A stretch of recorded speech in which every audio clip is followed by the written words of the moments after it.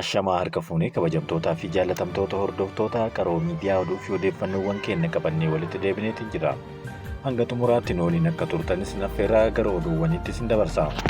Dr. Maqdas Dhaabaa Baankii Addunyaatti Daayireektara naannichaa waliin mari'atan. Ministeerri Ministeera Fayyaa Dr. Maqdas Dhaabaan Baankii Addunyaatti Daayireektara naannichaa Daani'eel Daaluutikilii waliin mari'ataniiru. Piroojektonni baankii addunyaan hojjetamaa jiran haala gaariin hojiirra oolaa jiraachuu Dr. Maqdas Dhaabaa marii isaaniitiin kaasaniiru. Tumsa baankichaa waliin jiru caalmattee cimsuun dandeettii ogeeyyii fayyaa kan cimsu ta'uu, oomishtummaa baadiyyaa guddisuu, tajaajila inshuraansii fayyaa hawaasaa wal gahuu fi tajaajila dijitaalaa babal'isuuf haalota dandeessisan irratti mari'achuun fuula miidiyaa hawaasummaa isaanii irratti barreessaniiru. Miidiyaaleen amantii barsiisa amantiin cinatti nageenya waaressuuf gahee ol'aanaa qabu jedhame. Miidiyaaleen amantii barsiisa amantiin cinatti nageenya waaressuuf wal danda'uu fi walooma cimsuuf gahee ol'aanaa qabaachuun abbaan taayitaa miidiyaalee Itoophiyaa beeksise. Waggootan 3 darbanitti miidiyaaleen amantii 43 beekamtii qaama seeraa argachuu isaanii abbaan taayitichaa himeera. Miidiyaaleen odeeffannoo waqtaawaa fi sirrii ta'e uummataaf dhiyeessuu, beeksisuu, barsiisuu fi bashannansiisuun lammiilee yaada isaanii walabummaadhaan ibsachuuf mirga heera mootummaa qaban hojiirra akka oolchaniif kan gargaaran ta'uu kaasaniiru. Ilaalchotaa fi yaadawwan garaa keessummeessuudhaan sirni dimookiraasii akka gabbatuu fi waliigalteen biyyaalessaa uumamuuf gahee guddaa qabaachuu itti aanaan Daayireektara ol'aanaa abbaa taayitaa Yoonaataan Tasfaayee himaniiru. Kanaan dura miidiyaaleen amantii beekamtii argachuun cimaa akka tures yaadachiisanii miidiyaaleen kunneen amma beekamtii argachuun isaanii hojii raawwatan kamiifuu murteessaa akka ta'es himaniiru. Buufata mataa isaanii yoo qabaatanis dhimma nagaa lallabuu murteessaa waan ta'eef hojii isaanii keessatti mul'achuu akka qabanis gabaasaniiru. Itoophiyaan konfiraansii raayyaa ittisaa idil-addunyaa irratti hirmaachaa jirti. Jilli Itamaajoor Shuumii waliigalaa humna waraanaa Itoophiyaa Fiild Maarshaal Birhaanuu Juulaan durfamu konfiraansii raayyaa ittisaa idil-addunyaa Faransaayatti taa'amaa jiru irratti hirmaachaa jira. Agarsiifnii fi konfiraansichi hanga gurraandhala 21 bara 2025tti kan turu yommuu ta'u, muuxannoo idil-addunyaa guddina indaastirii waraanaaf faayidaa qabu argachuuf gargaara jedhame. Fiild Maarshaal Birhaanuu Juulaa konfiraansichaan cinatti gita isaanii Emireetota Arabaa Gamtoomanii Saayif Mohammad Al-Mazroo'ii fi hooggantoota ol'aanoo biroo waliin dhimmoota waloo biyyoota lamaanii irratti mari'achuun himameera. Ingiliiz ambulaansiiwwan 12 waldaa qaxxaamura diimaa Itoophiyaadhaaf gumaachite. Ministeerri muummee itti aantuun Yuunaayitid Kingdom Aanjeelaa Raayinar ambulaansiiwwan mootummaa Biriitaanirraa arjooman 12 waldaa qaxxaamura fannoo diimaaf kennaniiru. Pirezidaantiin waldaa qaxxaamura diimaa Itoophiyaa Abarraa Tolaan ambulaansota kanneen fudhataniiru. Ambulaansonni kunneen tajaajila fayyaa namoomaa haadholii fi daa'immanii guutuu ta'ee dhiyeessuudhaaf qooda ol'aanaa akka qabu himameera. Gahaa akka hin jirre jiraattonni naannawaa dubbataniiru. Naannoo Oromiyaa godina Arsii aanaalee Boqqojjii fi Sirkaa gidduutti kan argamu gaarri Gaalamaa bosonni irra jiru gubachuu erga eegalii torbaan tokko ol darbus hanga ammaatti ibiddichi to'annaa jala akka hin oolle jiraattonni himaniiru. Sababni ka'umsa isaa hanga ammaatti ifatti kan hin beekamne ta'uu ibiddichi erga qabate yommuu ta'u torbaan tokko caalu kan lakkoofsisedha kan jedhanii fi namoonni naannawa bosona Gaalamaa jiraatan ibiddichi ammallee itti fufuun badii guddaa geessisaa akka jiru himaniiru. Namni naannawa bosona gubachaa jiru kana jiraatu tokko akka himetti bosonichi erga gubachuu jalqabee torbee tokko darbee hanga ammaatti garuu gubachaa kan jiruu fi uummanni bahee dhaamsuudhaaf yaalee ture garuu haalli teessuma lafaa mijataa waan hin taaneef hanga barbaadamu gochuu hin dandeenye jedhe. Itti dabaluun hanga ammaatti qaama mootummaa irraa wanti isaanitti ifa ta'ee himame akka hin jirre eeruun ibiddichi haala kanaan kan itti fufu yoo ta'e qabeenya hedduu barbadeessuu kan danda'udha jechuun kaaseera. Kun qabeenya uummataati. Mootummaanis gahee isaa bahachuu qaba. Garuu hanga ammaatti deebiin qaama ol'aanuu irraa dhufe tokkos hin jiru. Erga jalqabee torbaan tokko ta'us maaliif hanga ammaatti xiyyeeffannoo akka hin arganne nuuf hin galle jechuun dubbataniiru. Bulchaa itti aanaa godina Arsii obbo Hirphaa Dhaabaa gama isaaniitiin dhimma kana ilaalchisee turtii gaazexaa Bariisaa waliin taasisan Balaan ibiddaa kun torbaan tokko guutus walitti fufiinsa kan hin qabne ta'uu kaaseera. Itti dabaluun bakkeewwan tokko tokkotti humna hawaasaatiin dhaamsuuf yaalamus akka yaadame milkaa'uu dhabuu kan dubbatan yommuu ta'u, bosonni kun lafa bal'aa fi haala teessuma lafaatiin waan mijataa hin taaneef humna namaatiin to'achuun rakkisaa ta'uu eeruun bosonichi gadamsa, qeerransaa fi karkarroo dabalatee bineensota bosona keessa jiraatan ibiddichi kana caalaa hammaatee yookaan deemu ta'e akka gubu himeera.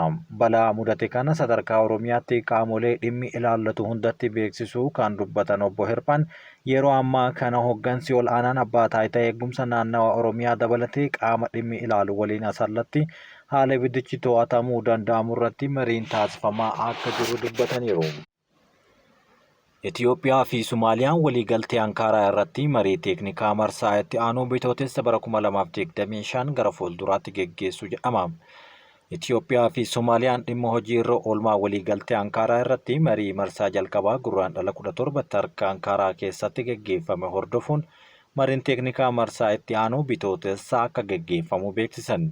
Biyyoonni lamaan ibsa waloon baasaniin mul'ata kana gara dhugaatti jijjiiruudhaaf hojii qabatamaa jalqabuu isaanii eeruun kutannoo waliigaltichaaf qaban irra deebi'anii mirkaneessaniiru.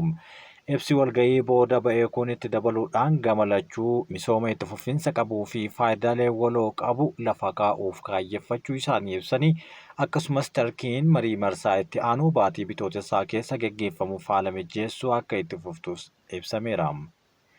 Akka ibsichaatti waliigalticha kan qopheessan ministeera dhimma alaa Tarkii Hakan Fidan yommuu ta'an, ministeera dhimma alaa Itoophiyaa Geediyoon Ximaatiyoosii fi ministeera dhimma alaa Somaaliyaa Alii Muhammad Umar jila isaanii waliin irratti argamuun mari'ataniiru.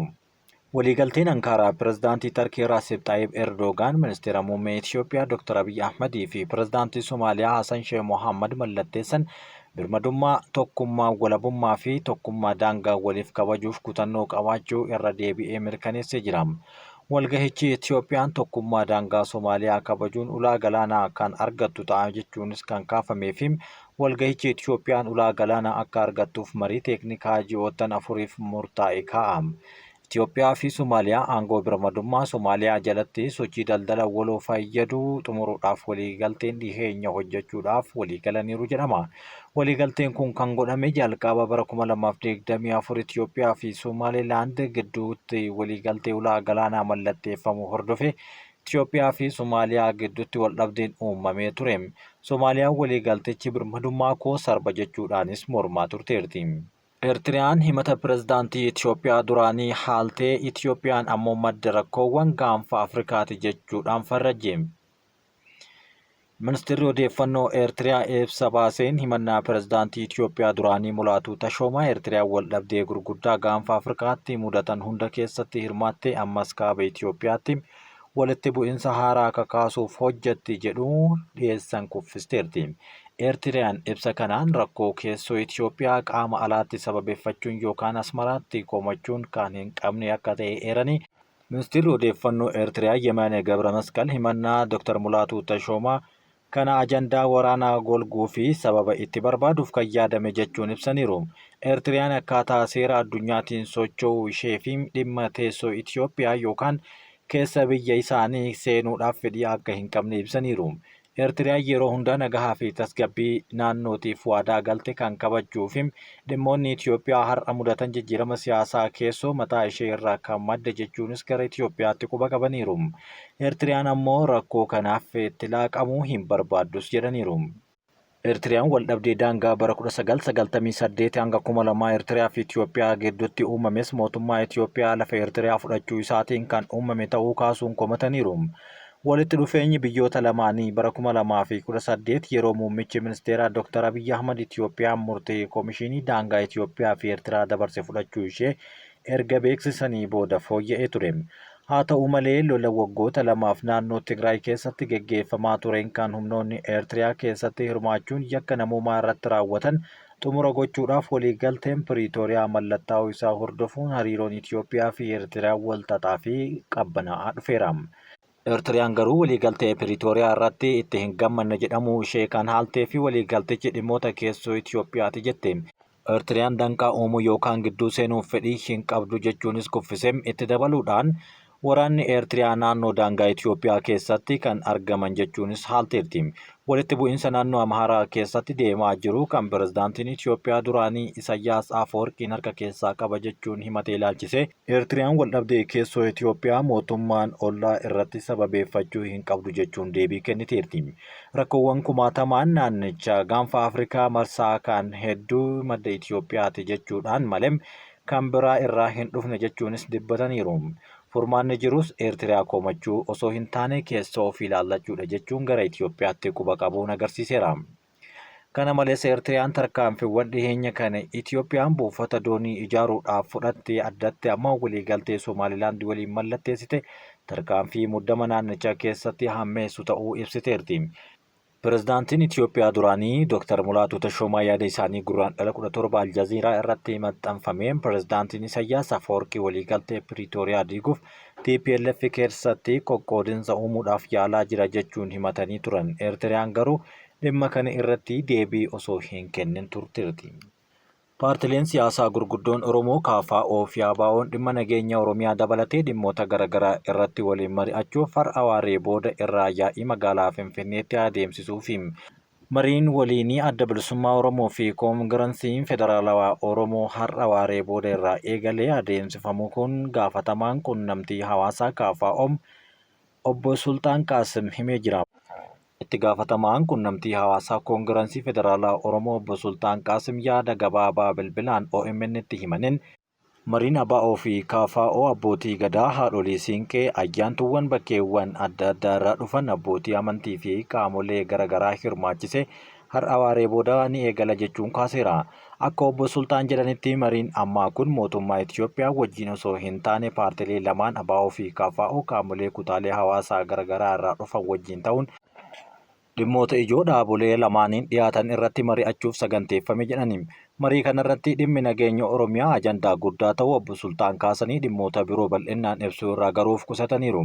Marii kana booda yoo irratti waliif gallee mootummaa wajjinis mari'achuudhaaf deemna jechuun kaasaniiru. Humni qilleensa Yukureen diroonota 106 Raashaa irratti dhukaafaman kuffisuu hime. Humni qilleensa Yukureen diroonota 106 dhukaafaman kuffisuu himee diroononni humni qilleensaa Yukureen kuffisuu hime kunneen keessaa 167 halkan tokkotti haleellaaf kan itti ergamanidha. Diroonota biroo 56 bakka itti ergaman dogoggoranii miidhaa homaa osoo hin geessin hafan jechuunis gabaaseera.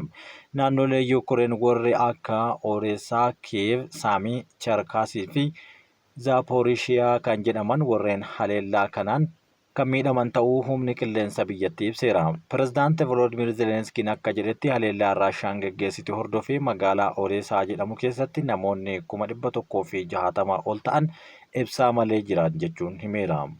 Seeneetiin Faransaay wixinee dirree ispoortiitti hijaaba uffachuu dhorkuu ragga'eera. Seeneetiin Faransaay dubartoonni dirree ispoortii kamuu keessatti hijaaba akka hin uffanne dhorkuuf wixinee qophaa'e sagalee ol aanaan deeggaree wixinee kana murteesseera.